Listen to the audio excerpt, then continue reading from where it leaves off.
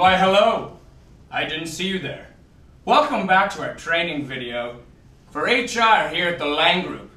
This week we will continue our conversation on high performance teams. Last week we discussed forming, norming, storming. And this week, my friends, what will we be focusing on? Performing. That is correct.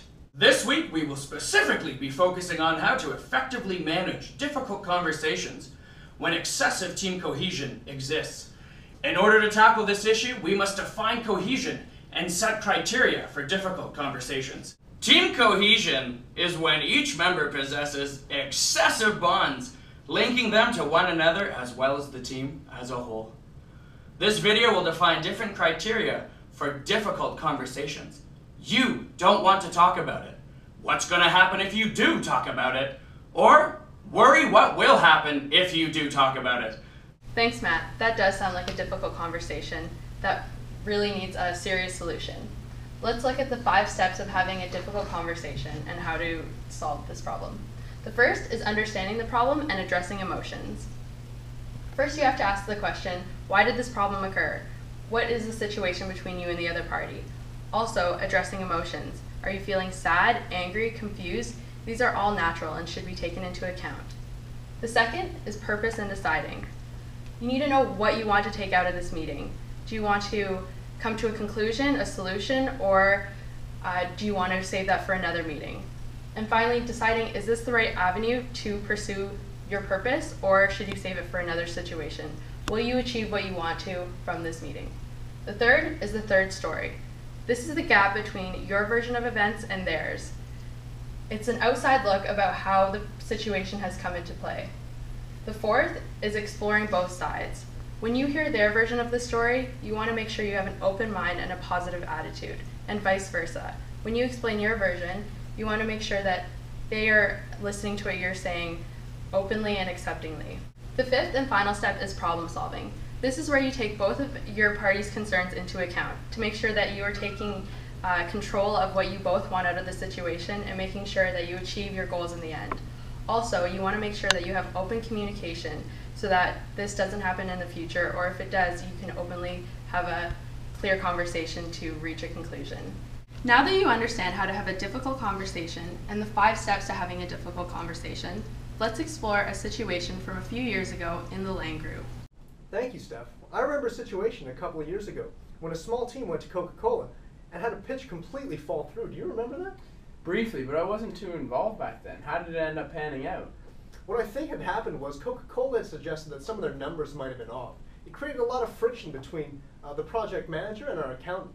As a result, the project manager actually ended up having to sit down with the accounts manager, have a really tough conversation. Wow, that must have been pretty difficult to have. Yeah, especially because their cohesion was so high. Right, makes sense to me. Come in.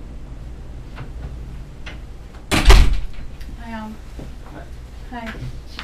So I asked for today's meeting to review what happened at the Coca-Cola sales pitch. I was approached by Coca-Cola hinting that your numbers were wrong, and as a team leader, this really puts me at a bad position. And the purpose of this meeting would be to actually understand what went wrong and what happened, and to prevent this from happening again. Come on, lad, I know you're my manager and all, but we went to university together. You know that this is my thing. I don't really actually think that there's something that went wrong, because I stand by my numbers, and I really do believe that I've had the correct reports during that day. Well, other team members, I did review your numbers before we went to the pitch.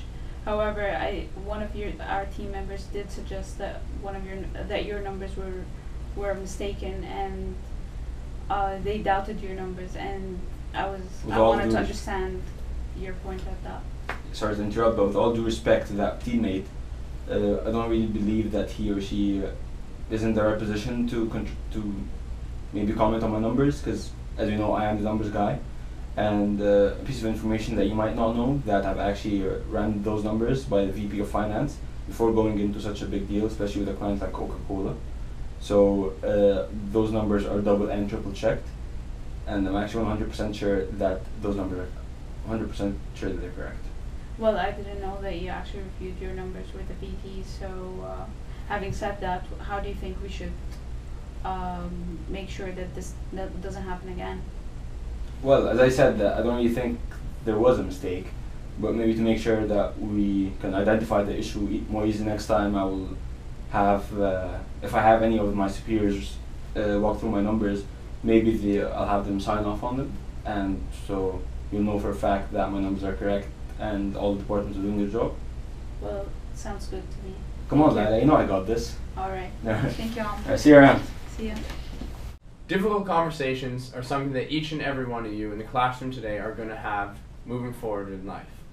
Say it's entering the workforce as a bottom level employee and having to approach your manager. That might be a difficult conversation.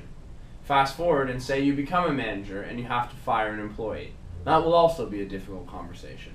By following the 5 steps that we've guided you with today, you would be able to effectively manage these difficult conversations and make it easier and smoother for both parties involved to come to a conclusion and essentially make sure that this difficult conversation doesn't have to happen again.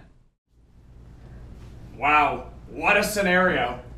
That's our week on our topic, how to effectively manage difficult conversations when excessive team cohesion exists. Next week, we'll be tackling adjourning.